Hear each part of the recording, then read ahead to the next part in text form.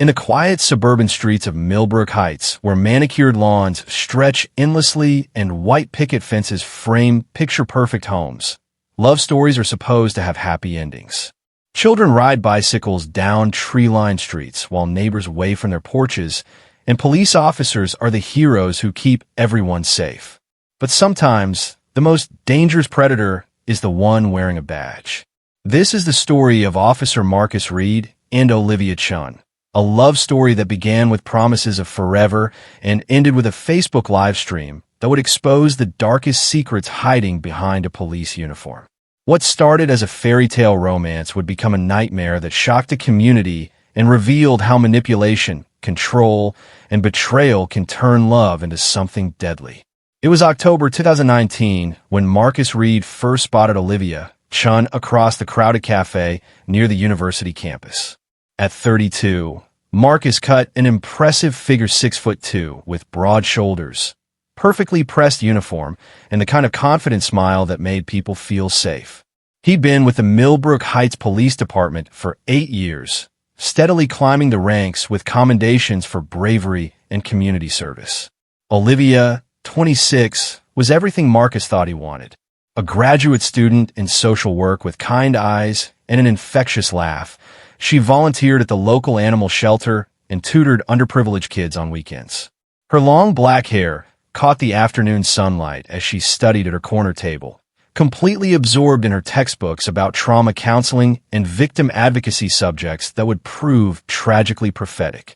"Excuse me," Marcus had said, approaching her table with that practiced charm he'd perfected during traffic stops.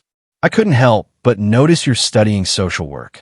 I'm with the police department, and we actually work with social workers a lot. Mind if I sit?" Olivia looked up, immediately struck by his presence. There was something about a man in uniform. Authority, the sense of protection, the promise of safety. She smiled and gestured to the empty chair across from her. "Of course, Officer Reed. Marcus Reed. But please call me Marcus." That first conversation lasted 3 hours. Marcus spoke passionately about his work, about protecting the community, about making a difference. He asked thoughtful questions about her studies and seemed genuinely interested in her dreams of helping trauma survivors. When he walked her to her car that evening, Olivia felt something she hadn't felt in years, completely safe, completely cherished. Their courtship was like something out of a movie. Marcus would surprise her with flowers after difficult shifts, always knowing exactly what to say when her graduate program became overwhelming. He'd pick her up from late classes, insisting it wasn't safe for her to walk alone after dark. He introduced her to his colleagues, all of whom spoke of him with respect and admiration.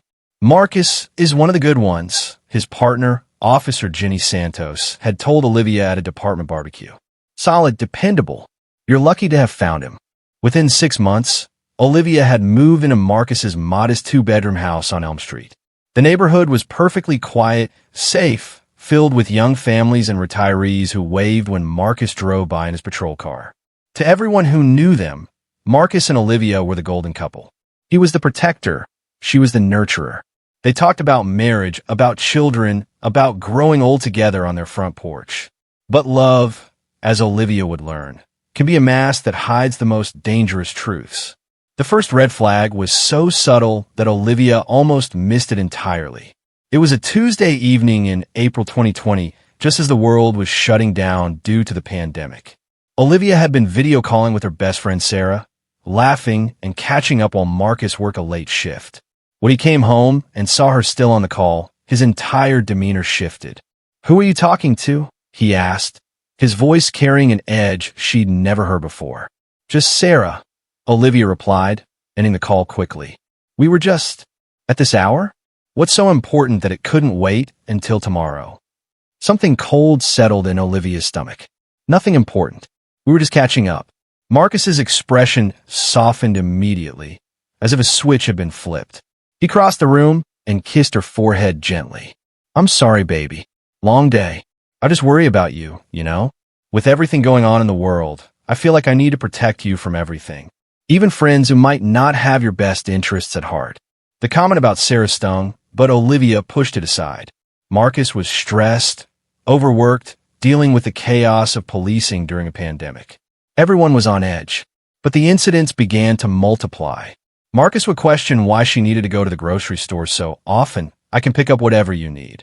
He'd express concern about her late study sessions at the library. "It's not safe, even in our neighborhood."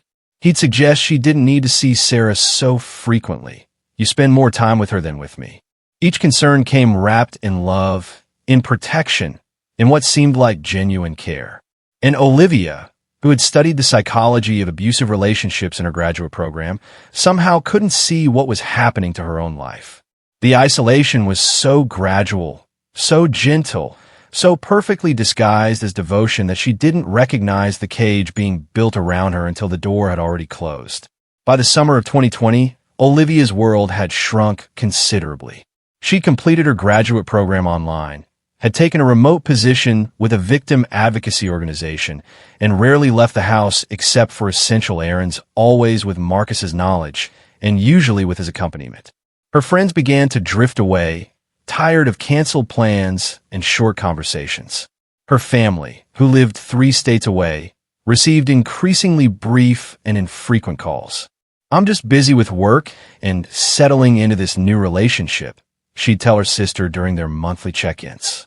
"Marcus keeps me grounded. It makes me feel safe." And she did feel safe in a way. Marcus handled everything: bills, household decisions, social plans. He worked extra shifts to ensure they were financially comfortable.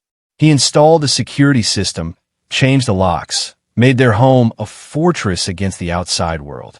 When Olivia expressed interest in adopting a cat from the shelter where she used to volunteer, Marcus surprised her with Luna, a beautiful gray tabby who became her constant companion during the long days alone.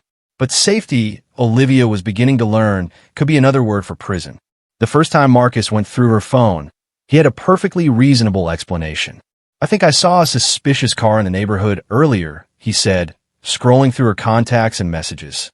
"Just want to make sure no one's been bothering you with strange calls or texts." When he questioned her about a coworker who'd sent a friendly message asking about weekend plans, Marcus framed it as concern. "This guy seems awfully interested in your personal life. Are you sure his intentions are professional?"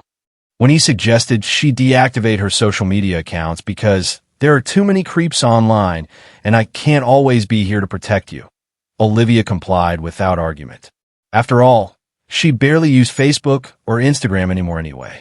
Each boundary crossed came with a justification rooted in love and protection. Each freedom surrendered was presented as a choice made for her own good.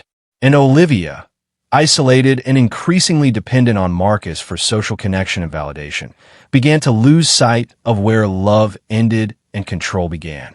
It was in the fall of 2020 that Olivia began to notice the phone calls. Marcus had always been conscientious about work calls, stepping outside or into another room to maintain professional boundaries. But these calls were different. They came at odd hours, late evenings, early mornings, weekends when he wasn't scheduled to work. His voice would change when he answered, becoming softer, more intimate. The conversations would last for 20, 30 minutes, and when Olivia asked about them, Marcus would dismiss her questions. "Just work stuff. You know how complicated police business can be." But Olivia had lived with a police officer long enough to recognize the difference between professional calls and something else entirely. The way Marcus's face would light up when his phone buzzed. The way he'd glance at his messages and smile to himself. The way he'd started working more overtime shifts, coming home later and later with increasingly elaborate explanations. The realization crept in slowly, like cold water rising around her ankles. Marcus was having an affair. The woman's name was Detective Rachel Morrison, and she was everything Olivia was not. Confident where Olivia had become withdrawn. Independent where Olivia had become dependent. Ambitious in a profession that rewarded aggression, while Olivia's career focused on healing and helping others. Olivia discovered the affair the way these things are often discovered, through a moment of careless forgetfulness. Marcus had left his laptop open while taking a shower, and a message notification had popped up on the screen. Not from the police department email system, but from a personal account Olivia didn't know existed. "Can't wait to see you tonight." The usual place? The sender, Morrison, detective. Olivia's hands trembled as she opened the email thread, each message a dagger to her heart. Months of correspondence revealed an affair that had been going on for nearly 6 months. Passionate declarations of love, complaints about the situation at home, promises that Marcus would figure something out soon. In one particularly devastating email from Marcus, Olivia read, "Olivia doesn't understand me the way you do. She's become so needy, so dependent. I feel like I'm suffocating. You make me remember who I really am." Rachel's response was equally crushing. "You deserve better than someone who clings to you out of weakness instead of choosing you out of strength." "I choose you, Marcus. Every day, I choose you." Olivia sank to the floor, the laptop sliding off her lap as the full weight of her situation crashed over her. The man she'd trusted, the man she'd reorganized her entire life around, the man who'd isolated her from friends and family while claiming to protect her, he'd been living a double life for months. But more than the betrayal, more than the heartbreak, what devastated Olivia was the recognition of how completely she'd lost herself. The confident, independent woman who'd once counseled abuse victims had become someone she didn't recognize, isolated, financially dependent, emotionally manipulated, and completely cut off from the support systems that might have helped her see the truth sooner. As she heard Marcus turning off the shower, Olivia quickly closed the laptop and wiped the tears from her face. For the first time in months, her graduate training kicked in, and she recognized the signs she'd been trained to identify in others: isolation, dependency, emotional manipulation, financial control. She was in an abusive relationship with a man who carried a gun and had the entire justice system as his backup. And now she had to figure out how to survive.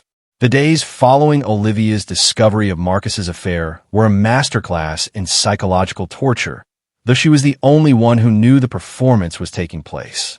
Each morning, Marcus would kiss her goodbye with the same tender affection he'd always shown.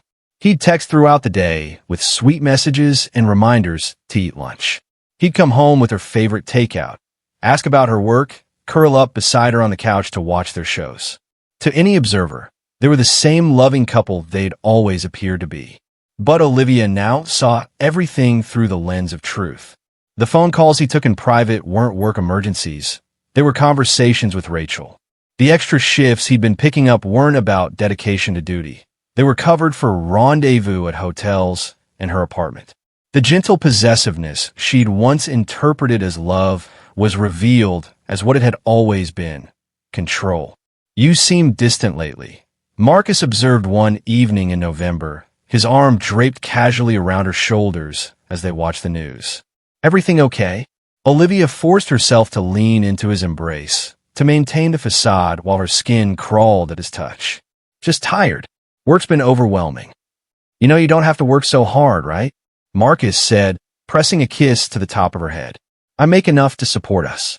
You could cut back your hours, focus on yourself. Maybe think about what comes next for us." "What comes next for us?"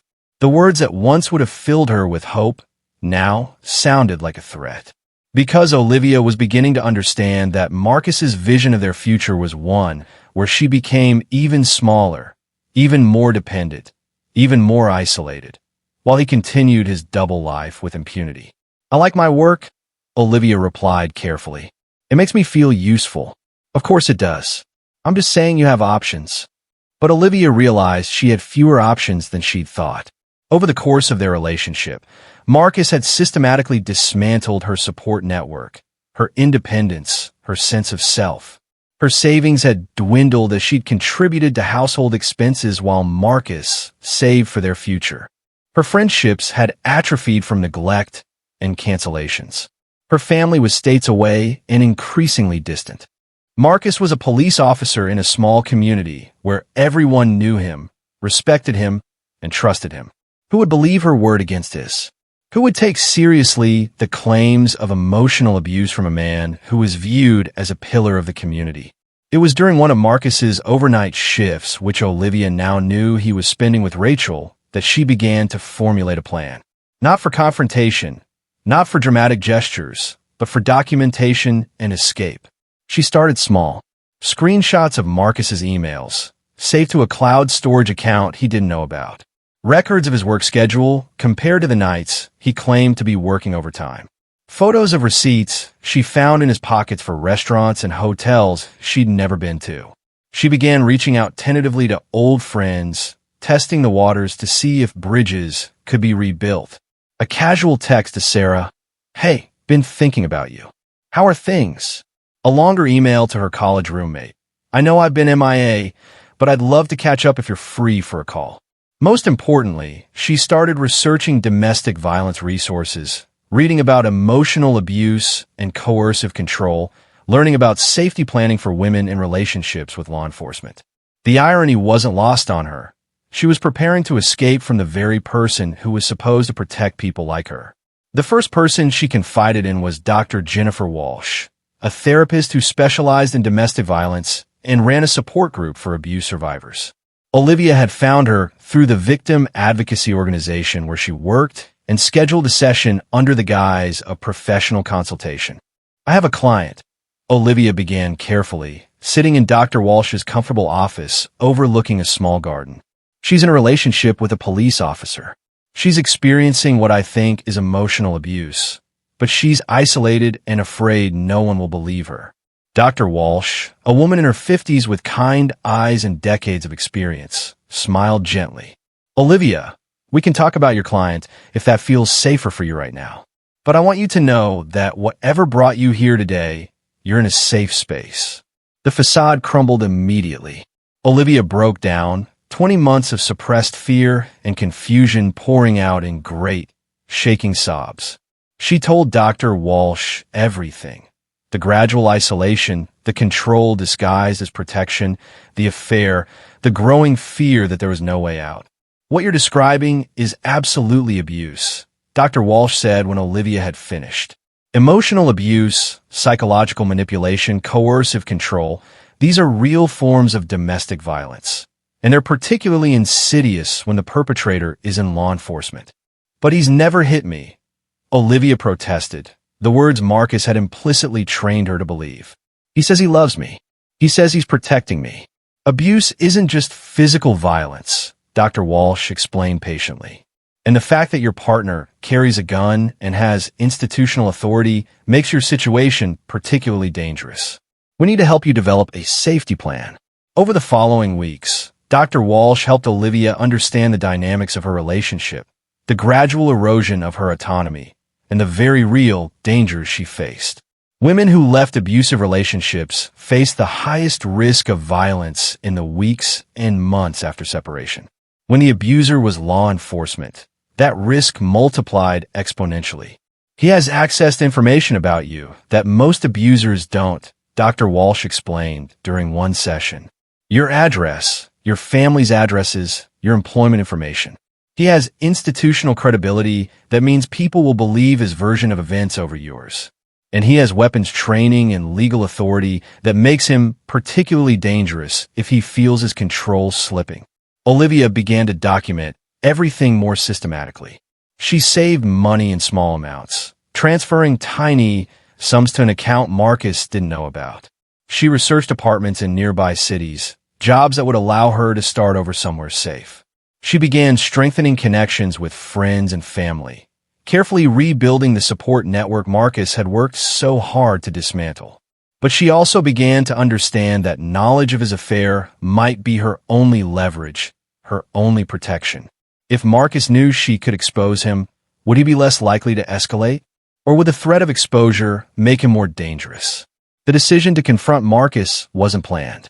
It was December 15th, 2020, a cold Tuesday evening when Marcus came home later than usual, his story about a complicated arrest not quite adding up.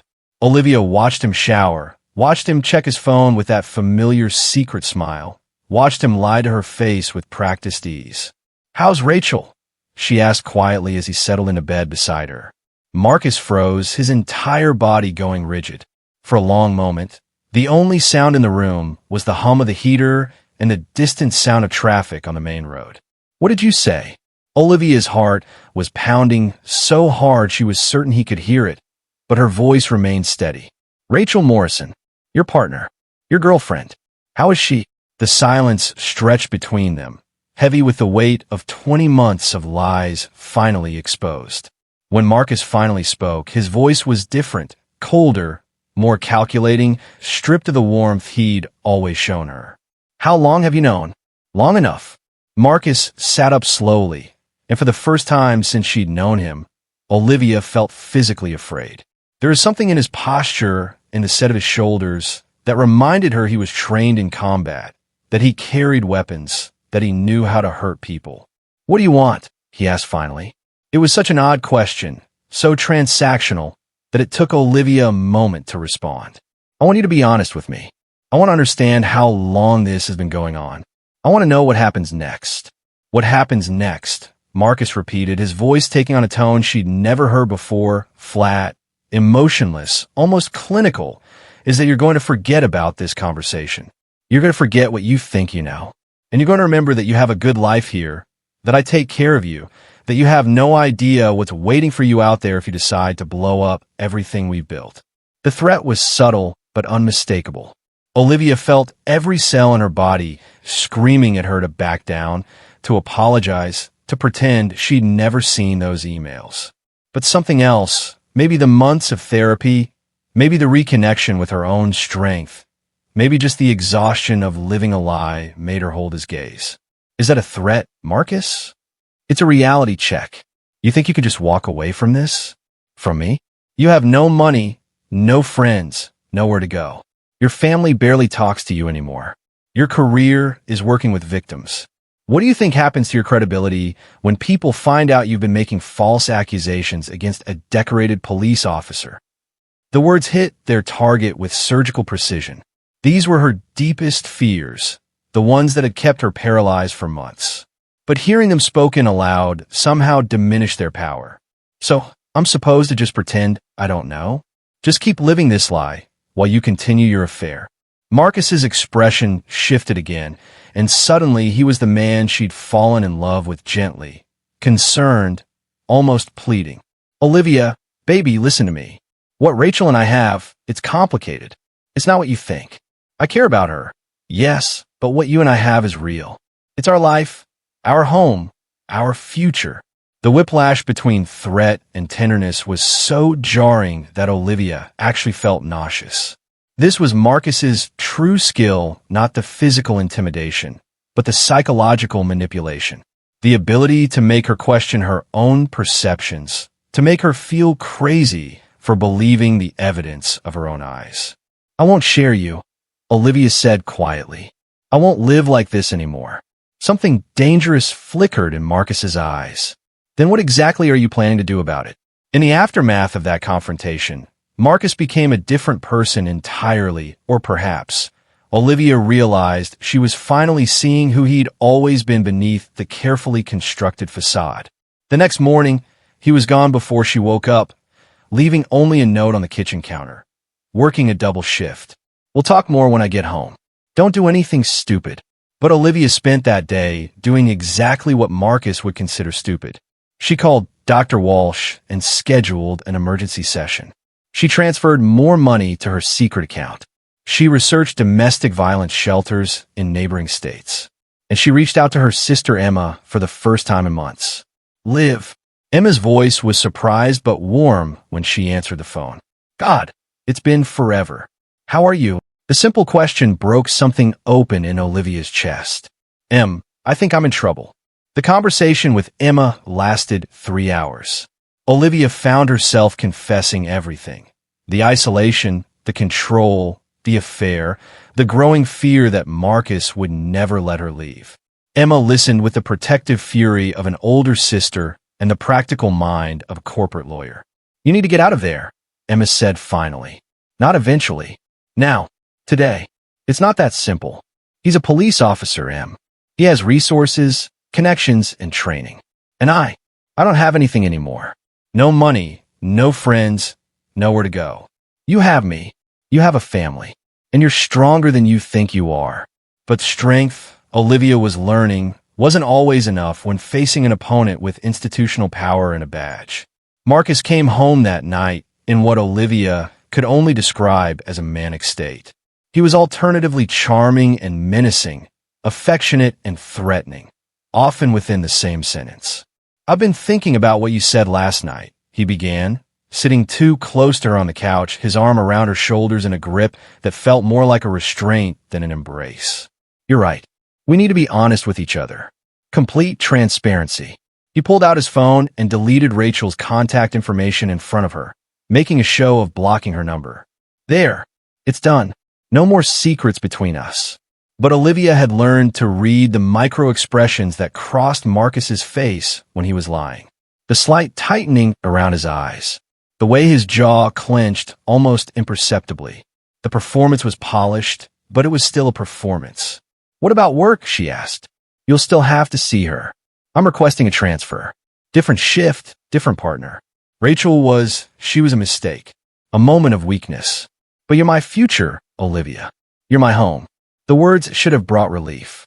Instead, they filled Olivia with dread, because she was beginning to understand that Marcus's version of recommitment wouldn't involve giving her more freedom. It would involve tightening his control even further.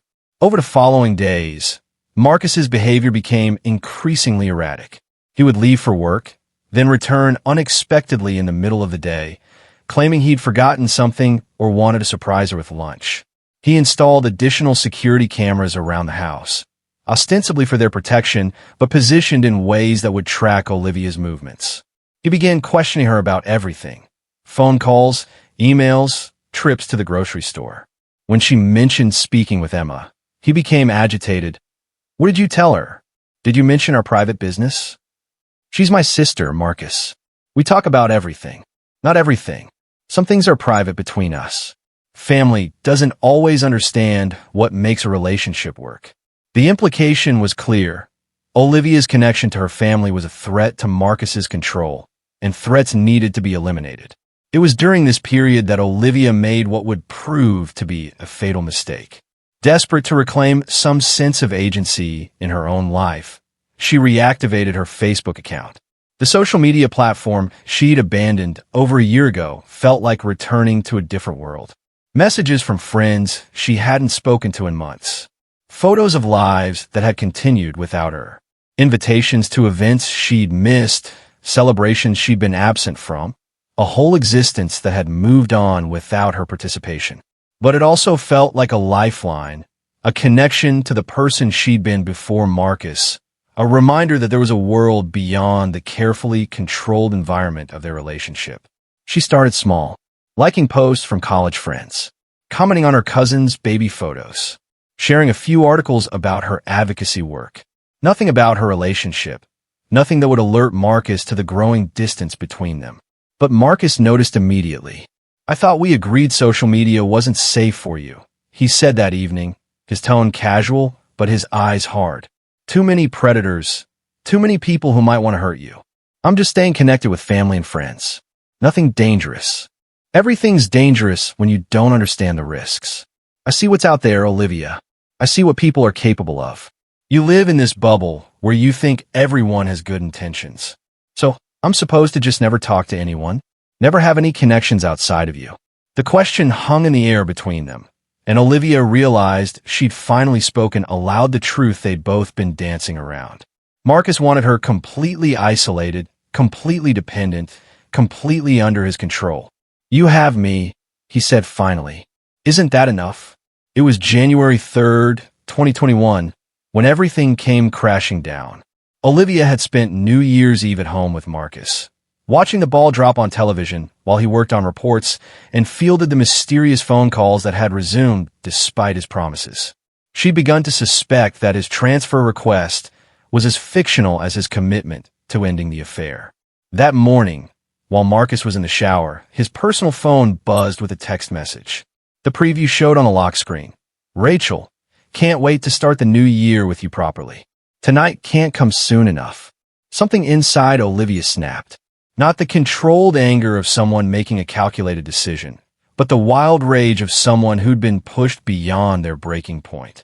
Before she could stop herself, she was opening Marcus's laptop, logging into his Facebook account using the password she'd seen him type 100 times. The affair with Rachel was documented in painful detail across months of private messages, photos, and posts. But more devastating was seeing how Marcus described her to his friends and colleagues. The ball and chain. Needy and pathetic. Too dependent to leave, too boring to love. In one particularly cruel exchange with a fellow officer, Marcus had written, "Honestly, sometimes I think it would be easier if Olivia just disappeared. She's become this anchor around my neck. Rachel makes me remember what it feels like to be with a real woman." The decision to go live on Facebook wasn't premeditated. It was the desperate act of someone who had been silenced for too long, isolated for too long, manipulated for too long. Olivia simply opened the Facebook app, clicked the live button, and began to speak. "Hi, everyone. For those who don't know me, I'm Olivia Chun, and I've been in a relationship with police officer Marcus Reed of the Millbrook Heights Police Department for almost 2 years." Even in her emotional state, Olivia was careful with her words, sticking to facts she could prove, keeping her tone calm and measured despite the chaos in her heart. "I'm going live today because I've discovered that Marcus has been having an affair with Detective Rachel Morrison, also of the Millbrook Heights Police Department, for approximately 8 months. I have documentation of this affair in the form of emails, text messages, and financial records. The viewer count was climbing: friends, family, acquaintances, people from work. Olivia could see the comments streaming in: shock, support, disbelief, anger on her behalf. "I'm sharing this publicly because Marcus has systematically isolated me from friends and family, has financially controlled me, and has made it clear that he believes his position as a police officer makes him untouchable. He's used his authority and my trust to manipulate and control me for nearly 2 years. Olivia's blood turned to ice as she heard Marcus's voice from downstairs. "Olivia, what the hell do you think you're doing?" His footsteps were heavy on the stairs, and Olivia realized with crystal clarity that she had just crossed a line from which there would be no return. She had publicly humiliated a man who valued his reputation above everything, who saw her as his property, and who had the training and means to silence her permanently. "If something happens to me," she said quickly into the phone, her voice suddenly urgent, "if I disappear, if there's an accident, if I suddenly change my mind about all of this, please remember what I've told you today. Please remember that Marcus Reed is not the good man everyone thinks he is." The bedroom door burst open. Marcus stood in the doorway, still dripping from his shower, his face a mask of rage unlike anything Olivia had ever seen. In his hand was his service weapon. "Turn it off," he said, his voice deadly quiet. "Turn it off right now." But Olivia looked at her phone screen, saw the hundreds of viewers, the frantic comments from friends begging her to stay safe, to call the police, to run. For the first time in almost 2 years, she wasn't alone. For the first time since Marcus had begun his campaign of isolation and control, she had witnesses. "No," she said simply. Marcus stepped into the room, and Olivia could see in his eyes that the man she'd once loved was gone entirely. What stood before her now was something cold, calculating, and desperate. A predator backed into a corner. "You have no idea what you've done," he said. "You have no idea what you've just destroyed." "I know exactly what I've done," Olivia replied, surprised by the steadiness of her own voice. "I've told the truth." The Facebook live stream continued for 17 more minutes. In that time, over 3,000 people watched as Officer Marcus Reed murdered the woman who had trusted him, loved him, and finally found the courage to expose him. The investigation that followed would reveal the full scope of Marcus's deception and control. The financial manipulation that had left Olivia completely dependent on him. The systematic isolation from friends and family. The 8-month affair with Detective Rachel Morrison, who claimed she'd had no idea Marcus was in a committed relationship. But for Olivia Chun, who had spent her career helping other women escape from dangerous relationships, help came 17 minutes too late. Her Facebook Live video, watched by thousands and shared across multiple platforms, became a stark reminder that domestic violence doesn't discriminate, that abusers can hide behind badges and uniforms, that love can be weaponized by those who understand its power, and that sometimes the most dangerous person in your life is the one who claims to love you most. Marcus Reed was arrested at the scene and later convicted of first-degree murder. He was sentenced to life in prison without the possibility of parole. Detective Rachel Morrison faced no criminal charges, though she resigned from the force and moved to another state. Olivia's family established a foundation in her memory to help other women recognize and escape from emotionally abusive relationships, particularly those involving law enforcement officers. Her Facebook Live video is still used in training programs for domestic violence advocates, a 17-minute testament to the courage it takes to speak truth to power, even when that power is dressed in a uniform and sworn to protect. The house on Elm Street where Olivia spent the last months of her life sits empty now, a for sale sign weathered by seasons of rain and snow. Neighbors who once waved at Officer Marcus Reed as he drove by in his patrol car now understand that sometimes the greatest danger comes from those we trust most.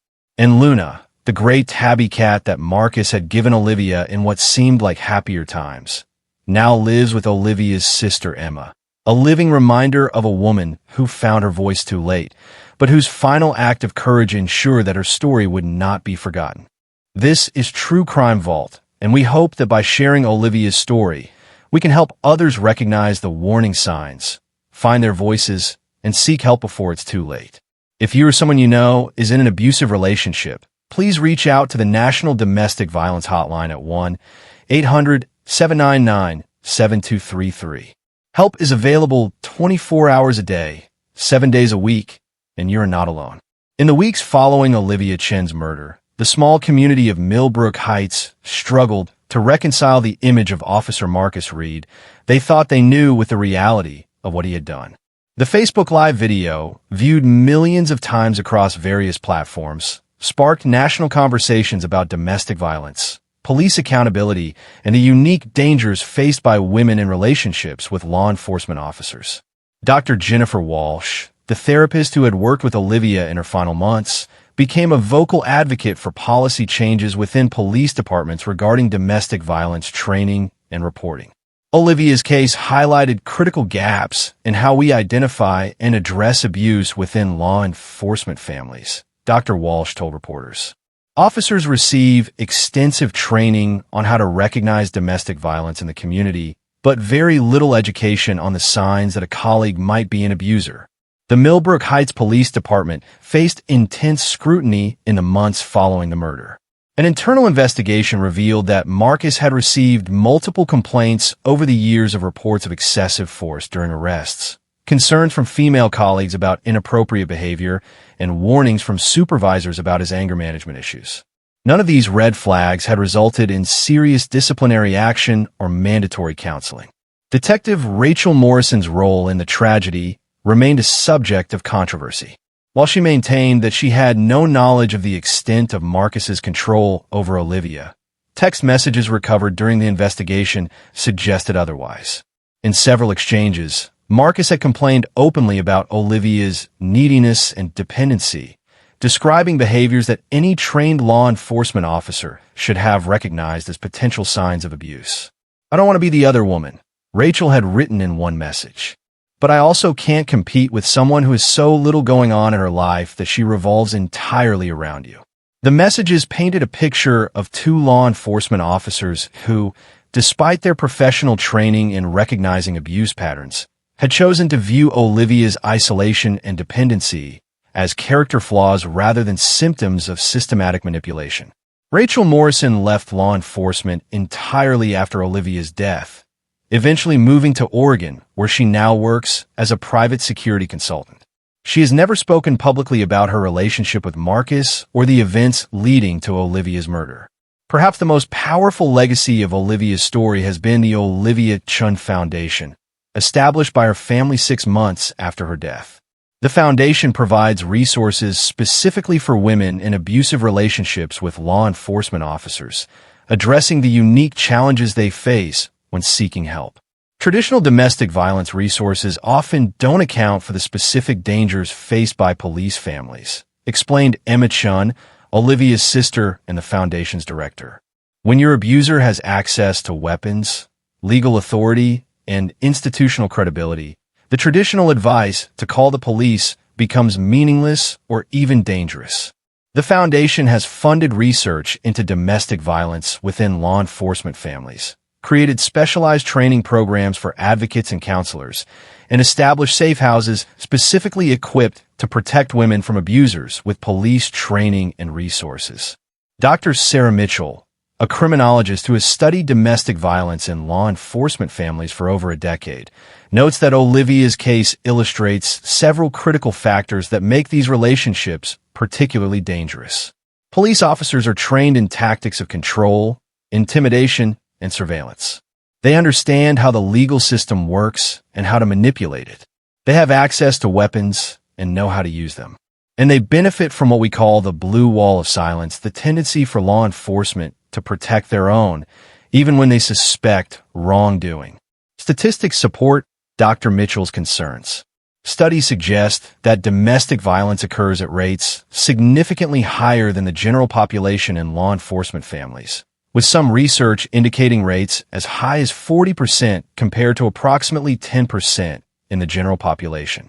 What makes these cases even more tragic, Dr. Mitchell continues, is that police officers receive extensive training on recognizing domestic violence patterns. Marcus Reed knew exactly what he was doing to Olivia: the isolation, the financial control, the psychological manipulation. This wasn't accidental or born of ignorance. It was a calculated campaign of abuse carried out by someone who understood precisely how to avoid detection. Those who knew Olivia before her relationship with Marcus remember a vibrant, independent woman who was passionate about helping others and fighting for justice. Her graduate school advisor, Dr. Patricia Williams, recalls Olivia as one of her most promising students.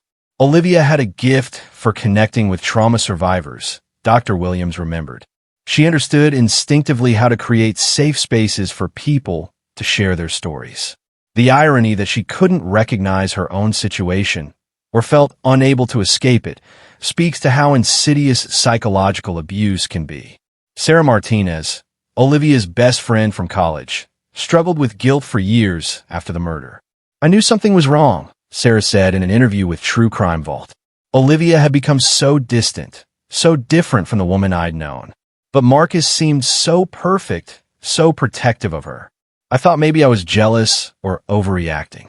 I'll always wonder if I could have done something different." It's a burden carried by many of Olivia's friends and family members. The weight of hindsight, the knowledge that the signs were there, but filtered through Marcus's carefully constructed facade of protection and devotion. The Facebook Live video that documented Olivia's final minutes has become a powerful tool in domestic violence education, though it remains difficult to watch. Advocates use carefully edited portions to illustrate how quickly emotional abuse can escalate to lethal violence, and how isolation tactics can leave victims with few resources when they finally find the courage to speak out. Olivia's video shows something we try to explain to people, but that's hard to understand without seeing it, said Maria Gonzalez, director of the National Center for Domestic Violence Prevention. She wasn't hysterical or emotional. She was calm, factual, and brave. She knew the risks she was taking, but she also knew it might be her only chance to tell the truth. The 17 minutes of footage captured not just a murder, but the final act of a woman reclaiming her voice and her agency after months of systematic silencing. In those final moments, Olivia Chin became not just a victim, but a witness to her own abuse and an advocate for others still trapped in similar situations. Today, 3 years after Olivia's death, her impact continues to grow. The foundation bearing her name has helped over 500 women escape abusive relationships with law enforcement officers. Her story is taught in police academies as part of domestic violence prevention training. And her Facebook Live video, while painful to watch, has been credited with helping countless women recognize similar patterns in their own relationships. Marcus Reed remains in prison, where he has reportedly become a target for other inmates who view his crimes as particularly heinous. He has never expressed remorse for Olivia's murder and continues to maintain his innocence despite overwhelming evidence and his conviction at trial. Dr. Walsh, who worked with Olivia in her final months, often speaks about the courage it took for Olivia to go live on Facebook that morning. She knew the risks, Dr. Walsh explains. We had talked extensively about the danger she faced, particularly the heightened risk during the period when she might leave the relationship. But she also understood that her silence was enabling Marcus to continue his abuse and possibly to harm other women in the future. The house on Elm Street, where Olivia spent her final months, was eventually purchased by the city and converted into a resource center for domestic violence survivors. A small plaque by the front door reads, "In memory of Olivia Chun, who found her voice when it mattered most." Luna, the gray tabby that was Olivia's companion during her isolation, has become something of a therapy cat at the resource center, providing comfort to women who are beginning their own journeys toward freedom and safety. Emma Chun visits the center regularly, sharing her sister's story with new clients and helping them understand that even the strongest, most educated women can find themselves trapped in abusive relationships. Olivia wasn't weak, Emma always tells them. She wasn't naive. She was a trained advocate who understood abuse patterns better than most people. But understanding something intellectually and recognizing it in your own life are very different things. Especially when the person abusing you is someone you love, someone you trust, someone the whole world sees as a hero. As we conclude Olivia Chen's story, we're reminded that domestic violence is not a problem that exists only in certain communities or among certain types of people. It crosses all boundaries: economic, educational, professional, and social. It can hide behind uniforms and badges, behind community respect and institutional authority. But Olivia's story also reminds us that even in our darkest moments, we have the power to speak truth, to break silence, to refuse to let our stories be buried or forgotten. Her 17 minutes of courage have echoed across years, saving lives and changing policies, ensuring that her death was not in vain. The True Crime Vault exists to tell these stories not for entertainment, but for education and prevention. Every case we cover, every detail we examine, every question we ask is done with the hope that somewhere someone will recognize warning signs in their own life or in the life of someone they love. Olivia Chen's voice was silenced on January 3rd, 2021, but her story continues to speak. In every woman who recognizes the signs of coercive control, in every friend who reaches out instead of staying silent, in every policy change that makes it easier for abuse victims to find safety and justice, Olivia's legacy lives on. If you or someone you know is experiencing domestic violence, particularly in a relationship with a law enforcement officer, specialized help is available. The Olivia Chen Foundation can be reached at their confidential hotline, 1-855 Olivia 1. Their counselors are trained specifically in the unique challenges faced by police families and can provide safety planning, legal resources, and emotional support. Remember, you are not alone. Your story matters. And like Olivia, you have the strength to reclaim your voice and your life. This has been the True Crime Vault. Thank you for listening, and please share Olivia's story so that her courage can continue to save lives.